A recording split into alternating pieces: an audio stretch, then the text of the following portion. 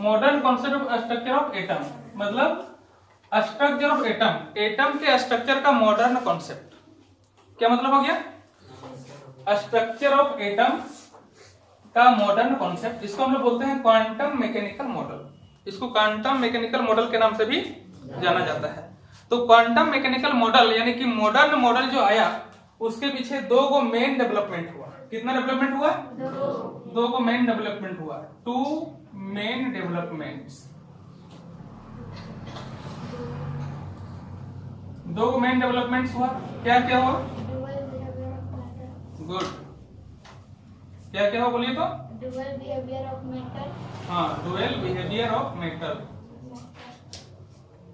Behaviour of matter, ठीक है। और दूसरा जो डेवलपमेंट हुआ, हाइजेनबर्ग्स अनसर्टेनिटी, अनसर्टेनिटी प्रिंसिपल, ठीक है। Modern concept of structure of atom, इसको लाने के लिए दो गो डेवलपमेंट हुआ।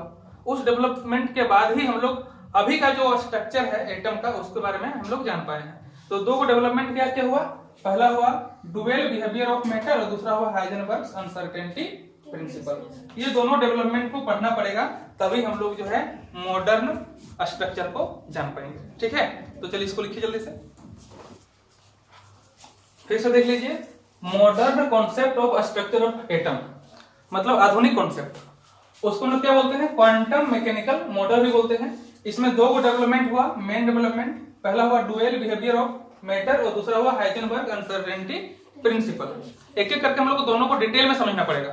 तो आइए देखते हैं पहला।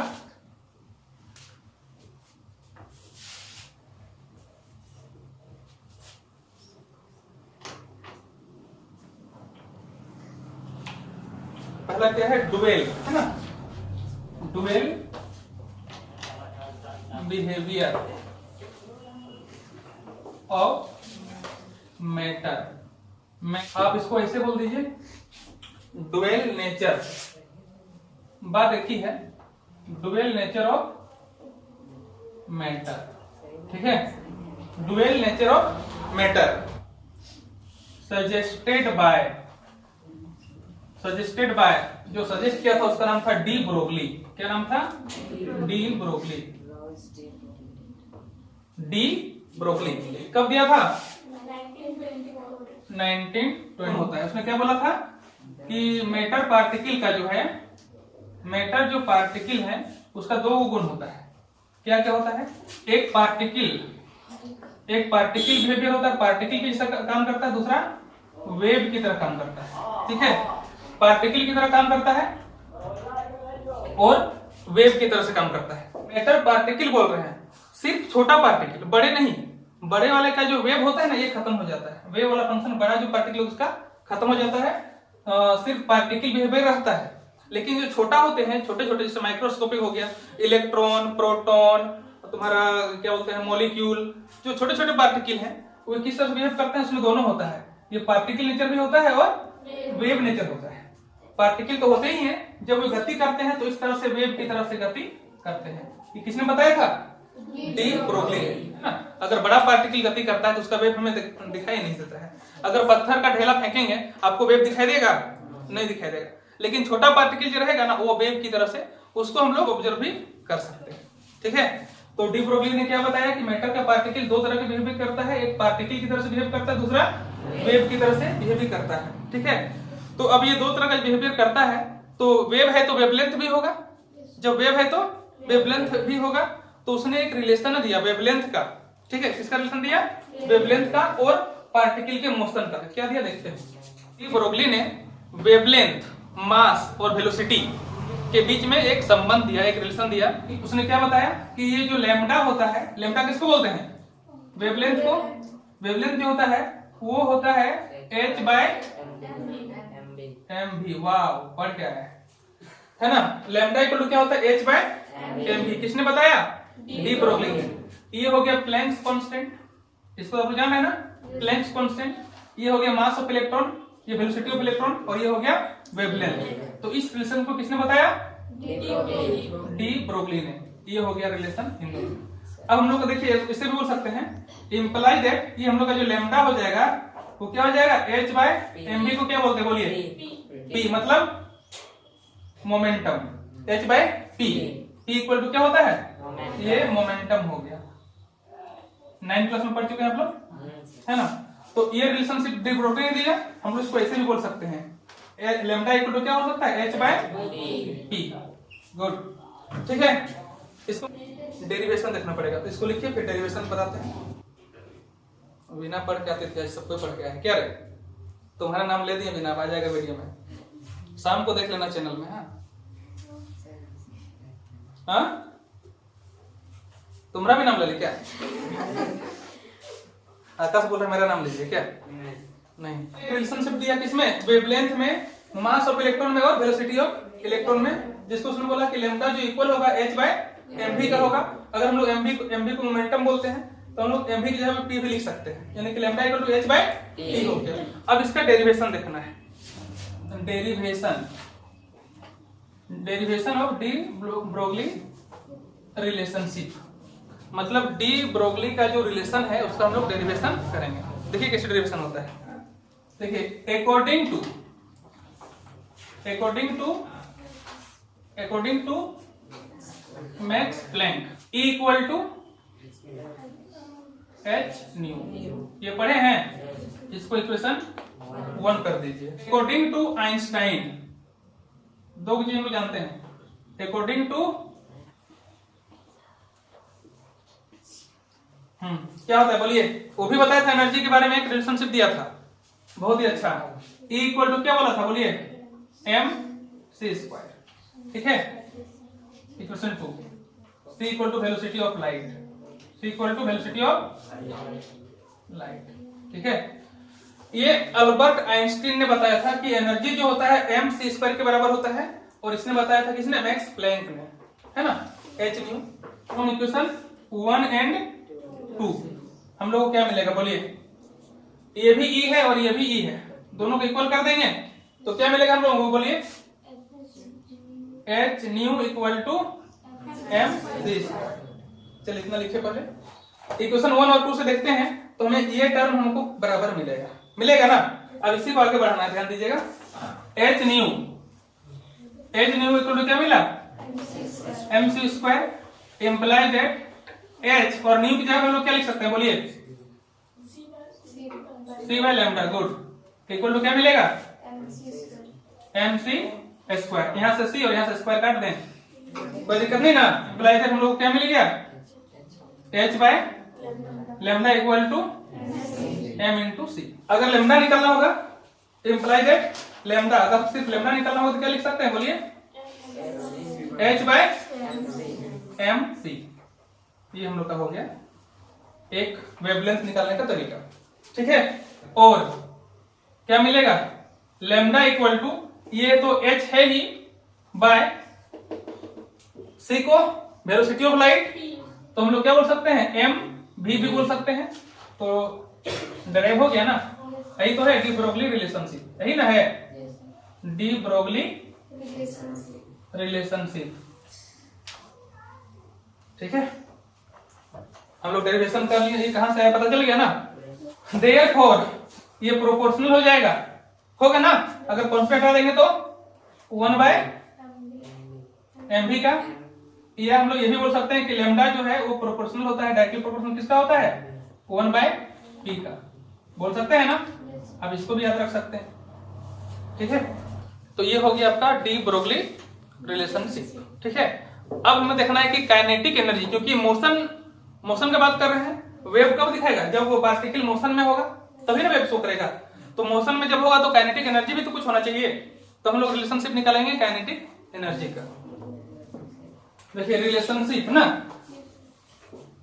किसके बीच का काइनेटिक एनर्जी मतलब के ई काइनेटिक एनर्जी एंड वेवलेंथ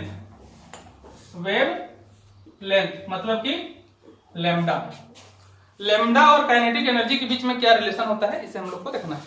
हम लोग जानते हैं क्या जानते हैं बोलिए क्या जानते हैं ना तुम काइनेटिक एनर्जी किसको बोलते हैं के ई इक्वल क्या होता है? Good, half m v square होता है ना। एम्प्लाई अगर हम लोग वी स्क्वायर को निकाल लें तो क्या मिलेगा बोलिए? 2 इंटू के ई ना, 2 इंटू के ई बाय एम, ये लिख सकते हैं। एम्प्लाई अगर हम लोग भी को निकाल देंगे तो ये अंडर रूट 2 के ई बाय एम हो सकता है ना। इसको कर दीजिए इक्वेशन, ठीक है। अब आगे देखना है। नाउ लेमडा इक्वल टू हमने क्या पढ़ा? एच बाय एम भी, एम लोगों ने पढ़ा ना अभी। Lambda equal to H by M V imply that lambda equal to क्या हो गया? एच बाय एम, और भी की जगह पे क्या रख सकते हैं? इसको रख सकते हैं, क्या रख दें? अंडर रूट 2 के ई बाय एम रख सकते हैं ना। Imply that lambda equal to क्या मिलेगा बोलिए? H by m into under root 2 K ई ना बाय अंडर रूट एम, ये भी लिख सकते हैं ना। और जब इसको काटेंगे तो ये रूट एम से कट जाएगा, यहाँ पे कटेगा कि नहीं कटेगा बोलिए? Imply that lambda equal to हमें क्या मिला? H by under root m मिला इंटू अंडर रूट 2 के ई मिल गया, मिला ना। इधर बिठा दें। अब हमको फाइनल रिलेशनशिप क्या मिलेगा बोलिए? तो वहां से हाँ, ये हम लोग जो डाले थे कहां से? यहाँ लिख दीजिएगा फ्रॉम इक्वेशन 1। कहां डाले थे? फ्रॉम इक्वेशन 1, ये डाल सकते हैं। देखिए एम्प्लाई दैट लेमडा हम लोग को क्या मिल गया बोलिए? H by under root 2 into K E into M, ये हमको मिल गया काइनेटिक एनर्जी में और लेमडा में यानी कि वेवलेंथ में रिलेशनशिप, ठीक है। अब है क्वेश्चन न्यूमेरिकल्स, एनसीईआरटी का ही क्वेश्चन है, लिखेगा इधर है बोर्ड में क्वेश्चन, मिटा दें इसको। Calculate the wavelength moving with a velocity 2.05 into 10 to the power meter per second. ये क्वेश्चन है, calculate the wavelength of an electron moving with a velocity of 2.05 into 10 to the power 7 meter per second. एक electron का जो velocity है, velocity कितना दिया हुआ है? 2.05 into 10 to the power 7 meter per second. उसका हमको वेवलेंथ निकालना है, ये वेवलेंथ हमें निकालना है, ठीक है। निकाल सकते हैं। कौन सा क्वेश्चन, कौन सा इक्वेशन से बनेगा? हाँ, lambda equal to H by M v, de Broglie relationship से बनेगा, ठीक है। तो कैसे सॉल्व करेंगे इसको? According to de Broglie relationship क्या मिलेगा हमको बोलिए? Lambda equal to H by M v. तो आपको लैम्डा निकालने बोला है ना। एच आप जान रहे हैं प्लैंक कांस्टेंट है, एम है मास ऑफ इलेक्ट्रॉन और वेलोसिटी यहाँ पर दिया हुआ है, तो कैलकुलेट कर सकते हैं कि नहीं? कैलकुलेट करके बताइए आंसर आप लोग। हमारे पास क्या है? वी है, क्या है? एच कितना है बोले? हम जानते हैं 6.626 into 10 to the power minus 34 joule second, है ना। उसके बाद एम जानते हैं, एम इक्वल कितना है? 9.1 1 into 10 to the power minus 31 kg, ठीक है। और वेलोसिटी तो दिया हुआ है, v इक्वल टू कितना है? 2.05 into 10 to the power 7 meter. इसको हम क्या बोल सकते हैं? KG meter square per second बोल सकते हैं ना इसको। तो इसके जब जूल सेकंड की जगह पर इसको बैठा दीजिए KG meter square per second, तो यूनिट कट जाएगा, आपका सही रिलेशन आ जाएगा आंसर। बाहर जाना है, खोल सकते हो, शटर खोल दो, पर्दा पूरा खोल दो बाबू, अंधेरा अंधेरा हो गया पूरा इससे। देखिए जो नहीं बना है देख लीजिए, मिटा दें इसको।